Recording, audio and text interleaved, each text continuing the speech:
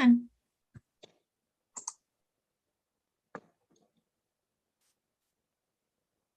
That's not food. Sorry, my dog.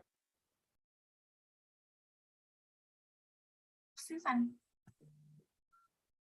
Okay, there we go, Kathy. Thank you. We'll go ahead and get started. My name is Kathy Ostrom-Funchen. Welcome to the August 3rd meeting of the Awareness Campaign Task Force of the Salem Human Rights Commission. I'm the chair of the task force.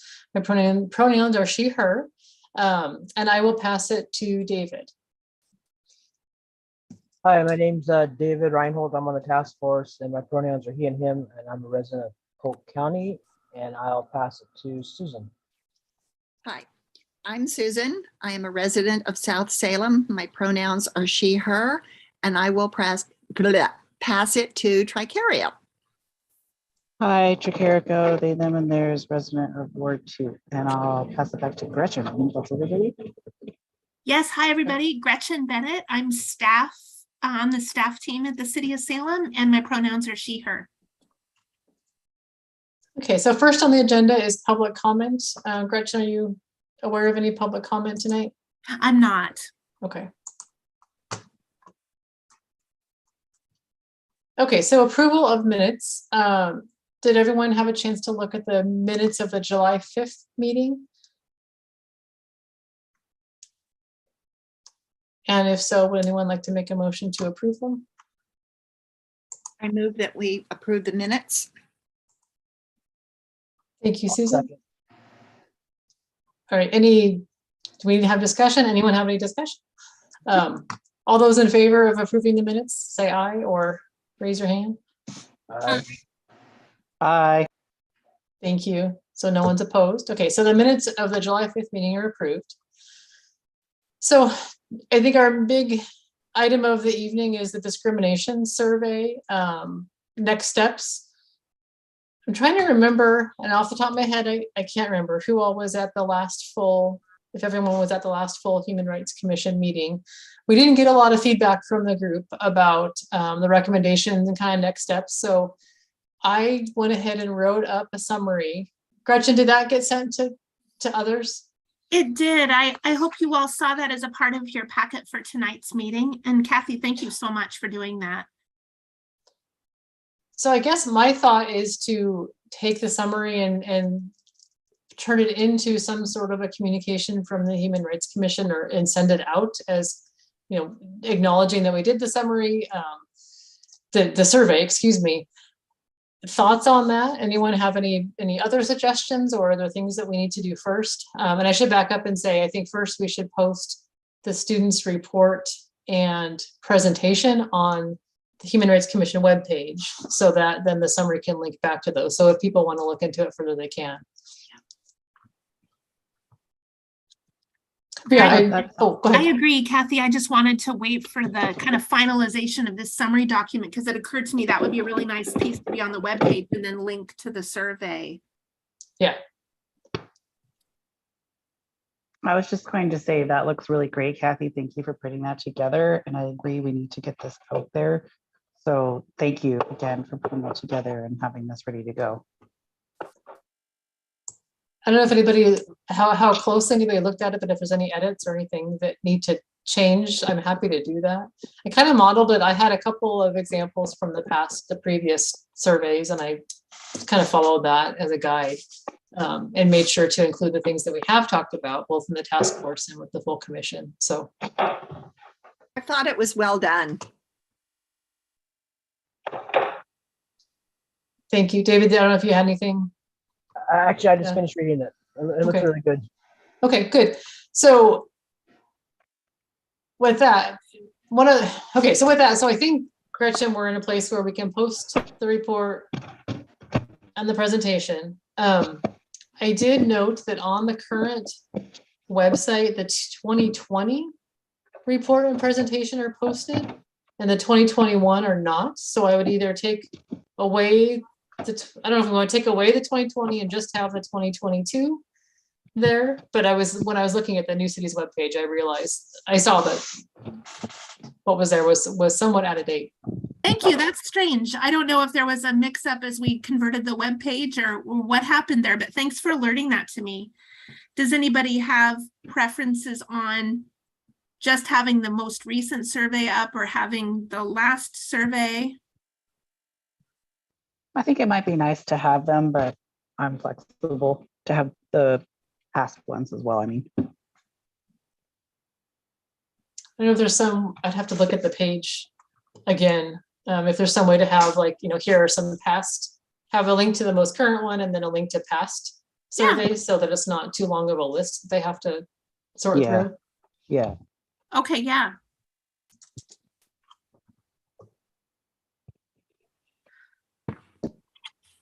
And then, so Gretchen, does that make sense then if it could be turned into one of those emails that comes from the Human Rights Commission and then just send it out to the same distribution that the survey would have gone to originally? Absolutely. This could become the content of that email. We could have the same links to the web page where people can get the, the document. I know, and so yes, for sure. And so I imagine then that's our August communication in our email. That's what I'm thinking. By the time it gets out there, we'll be more than 3 days into August. But yeah, that's what I was thinking, is that would be a good way to fill in that communication. Now, one thing, go ahead. No, please, you go ahead. I interrupted. I was going to say, one of the things that the students suggested, and I got to find the report here. I have too many things open on my computer for dissemination. And I wanted to get your thoughts on it. So what they say is, in addition to posting the results online, which we'll do, post or distribute in locations where people experiencing homelessness will have access to the results.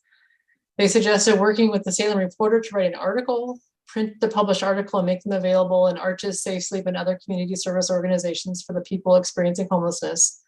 And one idea is to create a one-page infographic of survey report to distribute online, in print, and to the population. So I guess my question is, do we want to, working with the media is not something I have a lot of experience with. So I don't know if that's something, if we want to reach out to the Salem Reporter and maybe the Statesman, or if they will just pick it up. I don't know how that works. Sure, the city has regular conversations with both. And Okay. I know back when the survey was still active to receive respondents, we let folks know, and we could certainly circle back and update both sources of the finalization and of the information. Absolutely, I can follow up on that. Okay, good. And then go ahead. With the one-page infographic, I think that's a good idea. That is not my area of expertise or knowledge at all. What do others think? Is the write-up enough, or do you think that doing some sort of a visual in addition to that might be something we want to pursue? I mean, I think a visual would be great. I'd love if we could do a video. I just don't think we have the time or resources. So if there's something feasible that we can accomplish, great.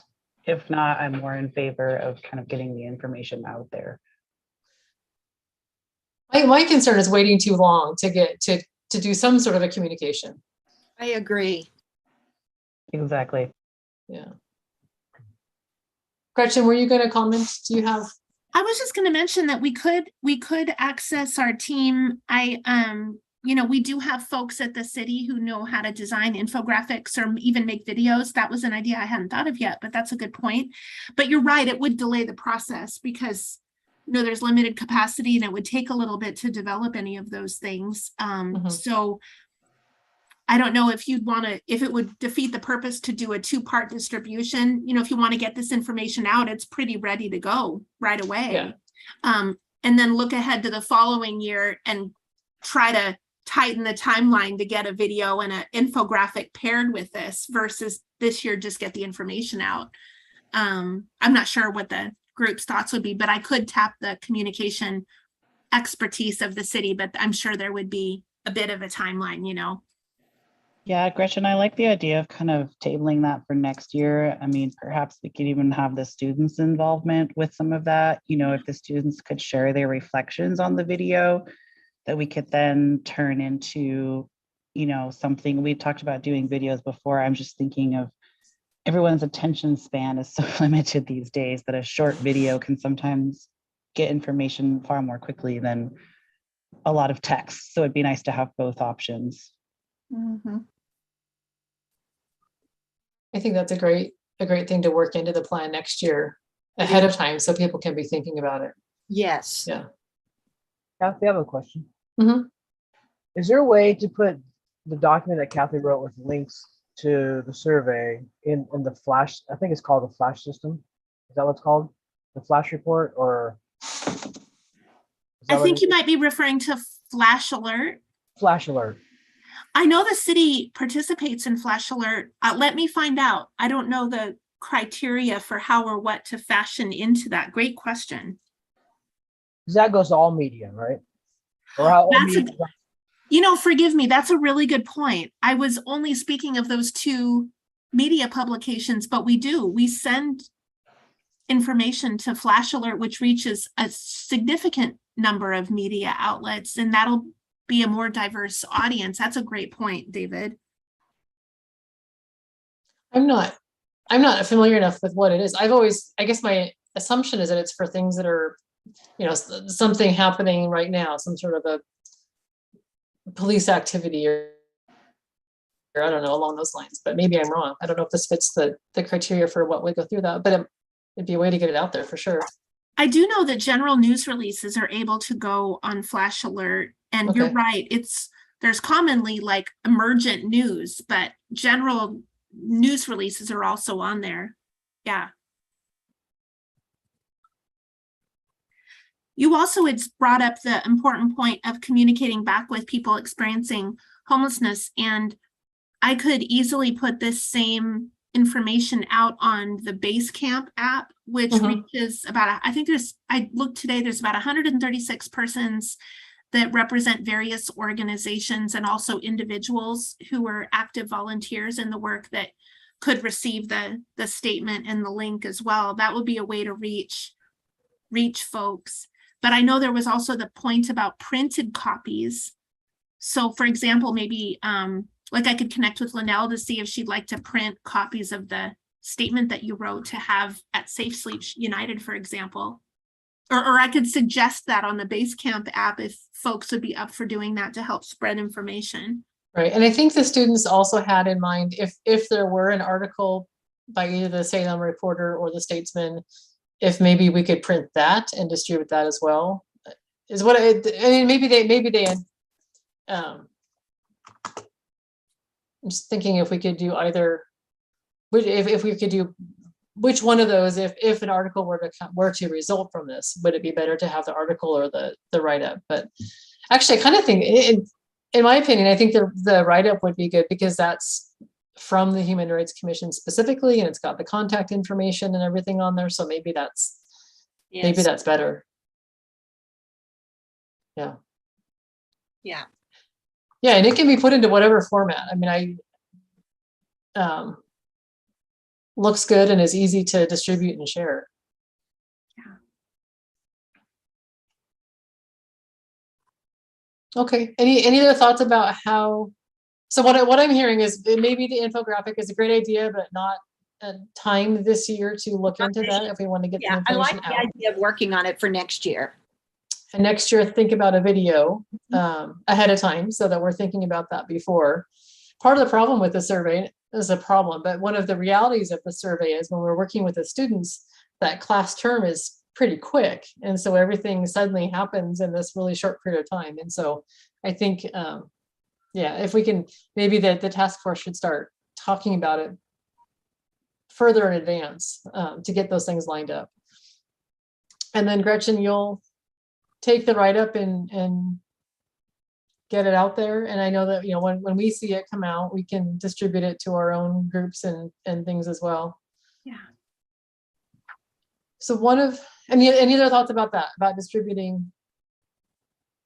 It's not so much the result, it's a summary of some of the results. And if they want to go look further, they can go look further. One of the things that Linnell had suggested is that we do an in-person or report to city council, get on the agenda for city council. We talked about that at our last task force meeting. I don't think we really talked about it much at the full Human Rights Commission meeting. And I don't know that we've given Marianne or the students a head up that we were considering that, but I'm curious what you all think about doing that this time around, or is that something that we plan for again next time in advance so that that can be part of the plan overall? Gretchen, I wanted to know, in respect to that, is there a good strategic time for us to be talking about this survey? Because I know, there's different decisions made throughout the year, and maybe the strategic time is now because we have gotten a lot more funding for shelters and things like that. But I'm wondering, like, if we go to the council meeting and talk about it, which I would love to do, how could we time that in a way that makes it really relevant to some of the things that are already going on? Mhm. What a good question. I'm pausing just to think about that. There's a couple of perspectives that come right to mind, and maybe you'd all have thoughts on that as well. I think one interesting time is also around when the Human Rights Commission gets its mind around what the commission wants to work on for the coming year and what the status is of the projects currently underway. And you might remember near the end of last year, we did kind of a summary of 2021 activities at the commission and then new pieces. And Angela went to the council and talked about that. And in some ways, this pairs well with that. You could also think about, to your point, Tricarico, well, what might be want to be influenced? And you mentioned budget. The budget process begins, if my memory serves me, closer to March. April is when the budget committee begins to meet, and then and all of the members of council join other community members in being on the budget committee, with the budget being finalized in June. So maybe that also lends itself to that sort of new year. Here's the update from the commission. Like if you go January, February, then you're ahead of the budget committee and you're sort of fresh top of mind as budget begins. So I guess those are some initial thoughts, but it's a really good question. Those of you connecting with your counselors, that would be a good question for them as well. And I could keep thinking about it or check in with our city manager as well.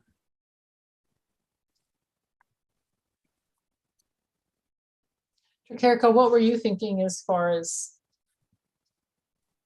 timing? Along those lines of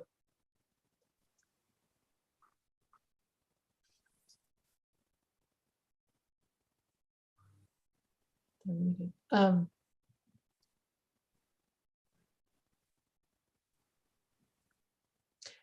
trying to remember. Sorry. I think. Oh, go I ahead. was trying to unmute my dang camera and I got stuck in virtual background land. I'm fine with whatever timing. I just wanted to think about it and make sure that if we do that, it's really at a good time. Like I said, maybe now is the time and we just do it next meeting. Maybe it's something that we bring back. We do our annual report, or maybe we do both, because there's just so much going on. It might be worth reminding them about that as part of one of the things that we've done for the year. And maybe this upcoming one can be focused on more of the details. I feel like the annual report is more, general, high level, and this would be more detailed about the survey results itself. Yeah, exactly. I think there might be a plan. The more I think about your question and your discussion here, if I'm not mistaken, there may be an update that's beginning to be contemplated about the diversity, equity, and inclusion coordinator work. And I think there was interest in including some of our work as well when we talk about, in addition to what might be happening internally within the city around diversity, equity, and inclusion, what are some external pieces, our community-wide pieces that might relate? And I believe that was going to happen at one of the September city council meetings. So that might be a logical pairing as well. I could clarify if there's a date and then offer up this information as part of that And then that it would be natural to see if anyone here would be interested in, being at the meeting, being willing to offer public testimony. We have traditionally identified the chair as a person who can provide updates to council. So it's possible that maybe Angelo or Krista would be interested in that, or some of you here, but the meetings are all open to the public. Yeah, that makes a lot of sense, Gretchen. If you can find out more information about what that all means and what they're looking for, we could also aim for September, because that gives us like some time to plan and figure out what's going on, because it always takes way longer than we think it will. No doubt. Good point. And this task force has another meeting this month, August 24th. So that's a nice interval to be able to come back and have that update and be able to think about it a little bit. Maybe there's highlights. We have this document, is it essentially kind of highlighting the key points of this document, or are there particular things that you'd like to think about adding? Yeah. And is that something that we would want to ask Marianne if she or one of the students would want to be available as well, as the ones who developed and actually did the survey? I mean, we can just speak to the report they gave to us, but I think it's really coming from them. Right. Yeah, I'd love to have them involved if they're available and willing. Gretchen, would that be part of, or maybe if you want to find out first what the format is for the September meeting and then follow up? Yeah, makes sense to me. Happy to do that.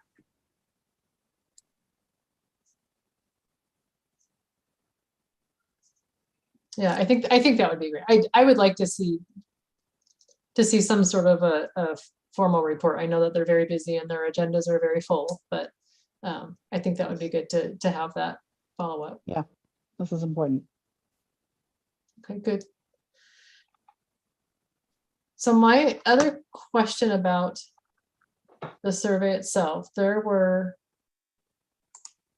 other recommendations from the students that I'm wondering how we want to approach that. So one of them was to continue efforts to make homelessness a protected class, and that's in progress with our Chapter 97 work. Anti-bias education campaign, consider developing a citywide education campaign to build awareness around bias, discrimination, reporting bias crimes, etc. That kind of reminds me, we've been talking about doing that specific to the unsheltered community, but this is a bit broader. But I wonder if do we want to talk about that as a task force, or do we want to make recommendations to the full Human Rights Commission about some of these things? And they also talk about having a Salem Chief Diversity and Inclusion Officer, which seems a bit beyond this task force's scope, and then working with the Salem Police Department to improve community policing practices and relationships, especially around those currently experiencing homelessness in Salem. So with those recommendations, are those things that we as a group want to go through and talk about and make recommendations, or would that be more appropriate to bring to the full commission to go through on one of our upcoming meetings? I don't know if it's too late for the August meeting, but maybe for the September meeting to go through those. No, Kathy, I do think that this will be on the August agenda. Okay. Again, for further discussion, because as you pointed out, we didn't have, I think, enough robust opportunity for good dialogue. And yeah, you're right. The scope of this task force has been to focus in on raising awareness about the particular topics, the content items, the resource of the commission, the encouragement to report. So that one recommendation about doing a campaign that helps people be aware of their ability to report bias and hate seems squarely in the scope of this task force. And then some of those other things seem to be more with the Human Rights Commission overall, because this has been the awareness team, essentially, the public education team. Well, in addition to the anti-bias education campaign, there's also current activities transparency. So the students recommend that the HRC could develop a system that shows the community what projects they are currently working on. This could be in the form of a website page that shows current agenda and projects, which could increase awareness of the HRC in addition to a greater appreciation and stronger relationship between the community and HRC. That, I think, is something that we could, as a task force, work on. Others think, is that something that we should maybe add to it, the agenda? We are meeting again on the 24th. Add to the agenda for the next meeting. We could start talking about tonight. I don't know how far we'll get with some of those. I have a question, and this may be a little random. Would it be possible for us to have some sort of regular column in either the Statesman or the Reporter featuring awareness, human rights issues, that sort of thing, so that it's out there and we have a regular way of communicating? I'm thinking some people are going to be looking at the website, but some not so much. Right. And this might reach a broader population. I don't know. I think it's worth asking about. I mean, we don't usually get news coverage unless something dramatic is happening, like when I yelled at them about the library decision. But maybe, I don't know if our regular updates will be something they're interested in, but I think it's worth asking. And I think especially when we're doing, it's worth asking again and again, because when we are doing more hot button things that the community is going to be interested, like this survey, I think we could convince them to do something. One of the reasons that this came to mind was a billion years ago when I was directing the Access Technologies project. We had a regular column called something like Tech Times or something like that, talking about what we did and that sort of thing. And we got some good feedback from that. It was fairly general, pretty broad. And, but you know, it's one other way to reach out to the community. Mm-hmm. And that's our purpose, right? Is to increase that awareness across the community. I mean, that's one of what we saw in this survey is that fewer people this year who took the survey were aware of us before taking the survey than last year. And so I think, Susan, how often were you thinking that would be? Like how, anything? Maybe once a month. Yeah. You know, which is not very often, but it wouldn't be that burdensome for us or the paper. And we could we could focus on whatever issue seemed to be the most pressing at the time, or if we didn't have anything terribly pressing, it could be more general. But again, it would be a way for us to be proactive rather than just reactive. Right. And I'm wondering, is that something that would ever appear if we were to do something like that and that were possible, would we be able to take that content and then put it also into the, into an email and into our webpage so that the same information is just being spread around? Yeah, I think that's a great idea. Yeah. Yeah, Kathy, you both are making a good point that it pairs with the email that we write now. You know, you could expand upon that or adapt that, but then use, I think Mike, a former member of the group, used to talk about write once and then adapt for multiple potential venues to be able to reach multiple people. Yeah. It's not either or, it's and. Yeah. Yep. And to David's point, like you start thinking about all of the other potential publishing venues for something like that, and thinking in addition to maybe a couple of primary media outlets, they're, a broader distribution. Yeah. I think that's a great idea. Let me investigate. I'll chat with our communications team and see what feedback that they would have for us. And I can bring back an update at the 24th meeting. Okay. It's funny, someone was just talking to me about starting a podcast. I'm like, gosh, I feel like our views on YouTube are way too low for that, but that could be fun too.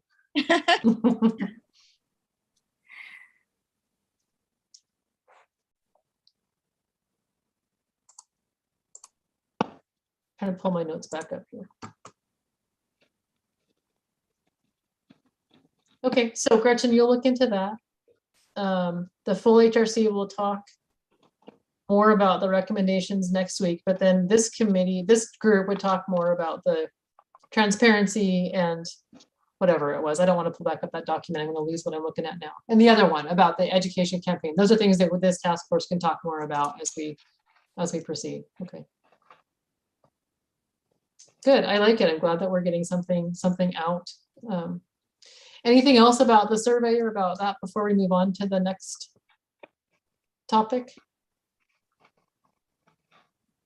So Unsheltered Communities is next on the list, and this has just been a standing agenda item because it's something that we want to get to. We've been waiting for the survey results in addition to more progress on the Chapter 97 recommendations. And Gretchen, I'm not remembering from our last full commission meeting if this task force has a role in seeking input from, our next step was to seek input from those who have lived experience and advocates. Was that something for the full commission, or did this group have a role in that? Thanks for checking. I think either group could absolutely give feedback, and I can see a bit of a question. I found myself trying to think through what that would look like to basically provide information about the current proposal to edit Chapter 97 to include housing status as a protected class. And I found myself wondering, and would like your feedback on this, like, is it essentially, do we essentially say that and then receive feedback? One of the tricky parts of this particular thing is that it's not as though we can invite wordsmithing, because it's more of a legal piece. And, we've already worked pretty carefully with the attorney on the right legal phrasing. So we can't really say, like, would you phrase this differently? Or because that just isn't really a choice that we have. And so I was trying to figure out what is the question, or is there a call to action or a question, or is the review more of, we're doing this, what questions do you have? This is being proposed. Do you have any concerns? I was hoping maybe to develop that thought a little bit if we had time tonight or at next week's commission meeting, because I guess I'm unsure of the what are the potential opportunities in the feedback piece, the review piece that the commission sees? Like, what are you hoping to accomplish? Because then we can focus the question that way. Mm-hmm. I don't know if that makes sense, if I explained that well.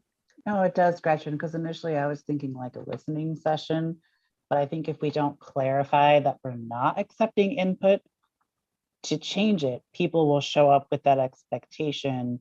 And I don't want to tell people like, no, you can't contribute, but the truth is they really can't, because we have kind of this legal obligation, unless someone said something really, I don't know, significant. They were like, oh my gosh, we totally overlooked that part of this legal aspect, but hopefully the lawyers have caught all that. So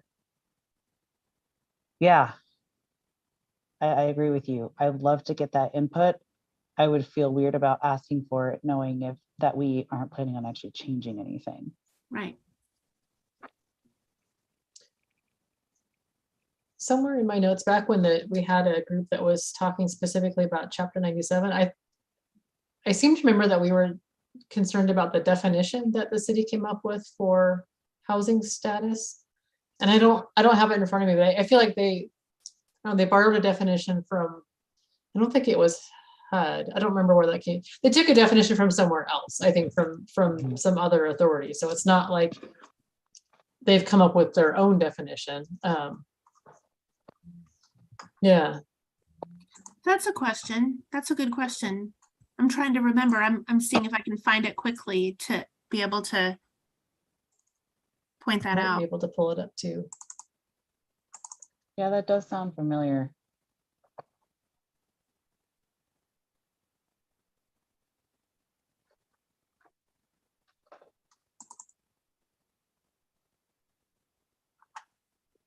But that's a good point. I mean, I want to be able to let people know that this is happening, but at the same time, is that all it is, or are we actually asking them for feedback on something? Oh, I don't have the right document up. Could we do And like a Q&A panel? So we're answering questions about it. You know, and I wondered about that, and does that serve itself better when it's been approved? You know how, because there was some initial confusion when the commission voted for it, and then the council voted to direct staff to do the work on it. I think folks were like, oh, does this mean it's now in place? And we've needed to clarify, not yet, we're working about it. I wonder if we came out again while it was still in draft form, if it would just sort of further that confusion. And so I wonder if that's more of an action for once, like, let's say council changes the law and it's included, if then we move out with, you know, update, Q&A, listening session on what kind of bias or bias incidents people have experienced, and start learning how we can be the most helpful with implementing the new rule, if that makes any sense. I also, while I've got you, I found the definition that's proposed. It says housing status means an individual's actual or perceived lack of a permanent fixed residence. Permanent fixed residence does not include a public or private place not designed for or ordinarily used as a regular sleeping accommodation for human beings, or a publicly or privately operated shelter designed to provide temporary living arrangements. And this proposed definition is modeled after the U.S. Housing and Urban Development HUD guidance. So it's like, if someone perceives someone as being unsheltered, or whether they are or aren't, whether they're living in a park or in a shelter, like, it's just supposed to be, you can't discriminate based on the reality or your perception of that person based upon where they might live or sleep, is the basic, I think, idea with that. Yeah, that makes sense.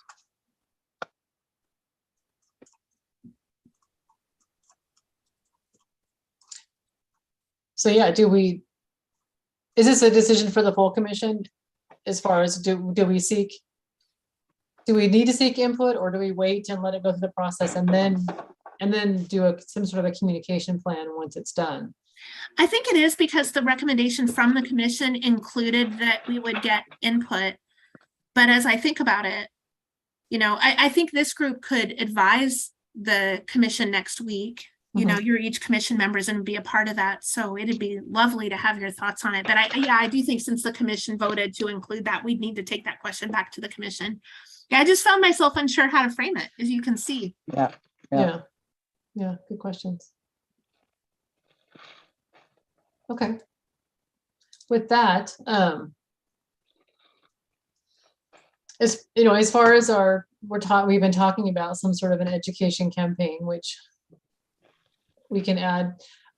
What I wanted to at least note for our future discussions about it is that, you know, there are organizations in the community who are already doing this. I know Church at the Park sends out a regular newsletter, and there's an aspect of it that's myths about homelessness, and Linnell Wilcox, who has participated in this task force before, has done a lot of work already. She has a lot of writings and stories that I'm sure she'd be willing to share with us. And so I think a lot of that work is already out there. I think it's maybe a matter of reaching out to and partnering with people in the community who can join us in that. I don't know. That's my thinking, at least, is I don't think we have to start from scratch. I think there's a lot already going on that maybe we can just join forces.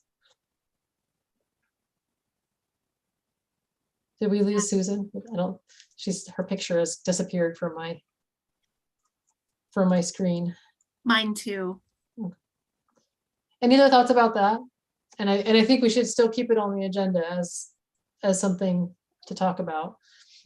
Kathy, if we're imagining, so if I talk through the sequence of this for a minute, let's say next week the Human Rights Commission imagines concluding that we've completed our review, and we could circle back to the city's legal department and say, okay, you know, from our perspective, it's good to go. And then legal goes to city council and it becomes, council formally chooses to approve it, let's Mhm. say, a couple of assumptions there.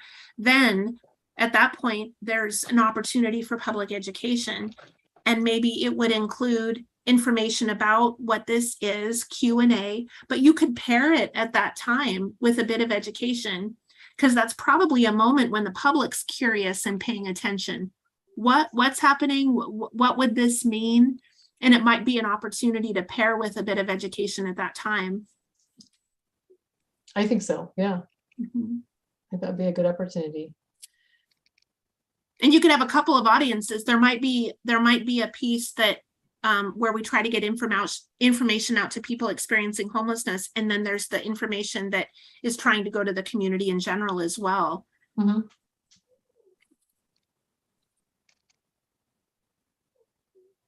And pairing, like you said, with the resources that are out there, some of those subject matter experts. Like you said, there's several organizations who are sharing information directly. That's also something our intern is working on right now, is gathering some information about some of the challenges that people are currently experiencing as they try to access services, so we can better understand those. And that piece could also be a point of information for this. Okay. I was going to ask you, in terms of timing, assuming that the full commission says, our review is done and the city attorney takes it to council and council vote, what does that process, the actual voting and implementation process look like? What do you know what the timeframes are? I do. It's basically a 2-meeting process, because anytime you change the code, there needs to be what they call a first reading, so that the community is informed that there's a proposed change to the city's law. And then you come back at a subsequent meeting for what they call second reading, where again, we inform everybody in a public process, hey, the law is subject to change here. And then at that second reading, that's when council can actually take the vote. So there's a minimum of a 2-meeting process. The council could always delay if they have questions or concerns, but at minimum, it's a 2-meeting process. And the council generally meets on the 2nd and 4th Mondays of each month, except for December, which is different. And I apologize, I was making a note, but is it 2 consecutive meetings, or can it be, or is it 1 meeting 1 month and then it's maybe 2 or 3 meetings before they have that second one? I've never seen a hard and fast rule on that. I think it could be Okay. either. It's commonly 2 consecutive meetings, but if there's issues or delays or reasons to slow it, then they can do that. Okay, They so might do this- first reading and then say, oh, wait, we've got 12 questions and we want to hear from these people, then that would cause a delay. right, okay. So potentially by the end of September is maybe as soon as, if we were to do that, we might be wanting to be ready to do some sort of communication by. I agree, Okay. because let's say the commission completes its work next week, and then it could be referred to the city council, which, for example, depending on how much room is on the agenda, there's always several things queued up and they pay attention to the volume of items on any given agenda. But assuming there's room, you're right, the 2 September meetings could be the place where that occurs. So you're right. I think the earliest to be thinking about what the communication part of it would look like would be at the end of September. And again, I remember our communications team would be involved, because when council does something, that kicks in our communications team. So we'd have their resource as well, assisting with sharing information out in the community. Like I remember they would be available to do things like a news release and things like that to help communicate to the public about the decision of council. Okay. So maybe that's something for us to think about for our next meeting, in our September meeting, is what that might look like, assuming that council approves. What sort of pieces do we need to have lined up if we were to do a communication with letting the community know that it's been done? I don't know if anybody has any immediate thoughts or something to think about and just bring back at our next meeting, but. Okay. Good, I like it. Progress in a lot of areas. This is kind of exciting. Anything else about that before we move on? So our August communication, we've got the survey results will go out. Generally, I think we've done some, well, I don't know, we've done something, but it's the Salem's Pride celebration is generally in August, but this year it's moved out to September. So I don't know if that might be something we would consider communicating about in September. And then on our communication plan, I think it's Disability Awareness Month. I was wondering people's thoughts about something about that maybe later in the month. Or that's September. Oh, I'm looking a month ahead. So I think we're good for August. And then there's a couple possibilities for September, which we could talk about at our next meeting since we'll still be in August. Does everybody have the communication plan that's got the different monthly commemorations on it? Okay. And Gretchen, I was curious, there was an ADA survey, some sort of a survey. Yep. Has that been completed and were you able to get helpful information? We did get responses. It's still an active survey though, in case Okay. other people would like to share it. We did communicate about that. And for those of you who might not remember, we kind of paired that with what was it? The birthday or the anniversary of the Americans with Disabilities Act. And the city currently has an open survey that relates to public spaces, the curb ramps, and audible pedestrian signals. And so we have a survey that's open right now about that. And we are getting responses. And so that's been great. And it's still active. If people wanted to continue to share it, that would be welcome. Okay. So commission member position description. I know this is something we've talked about before in our efforts to recruit new members. I also feel like we have a lot on our plate. I don't know if anybody has thoughts about or time or might be interested in putting something together, or if this is something that we can just leave on our list and tackle maybe after the Chapter 97 things come out. Gretchen, is there a push to get that, or something that's on our to-do list? But it's on your to-do list, but there's no specific timeline or deadline. We just received another application the other day to the commission, and as you know, just welcomed 3 new commissioners. We just did their orientation this week. So we don't have a specific deadline, but I know it was observed that it could be a really helpful thing to sort of demystify and explain what is all this anyway, to help people who are thinking about applying. What do the rest of you think about taking that on, or maybe? I would love to. I do not have capacity right now. So I would be in favor of postponing it a bit, and then hopefully by then I won't be doing 5,000 things, knowing me, I probably will, but I will try to keep it in mind. Okay. Good. I think it would be a really helpful thing to have out there, but yeah, finding the resources to do it is a struggle. And I think those are the main pieces of our agenda tonight. Unless I missed anything or anybody has any other thoughts about the things that we have talked about. Any member remarks or announcements?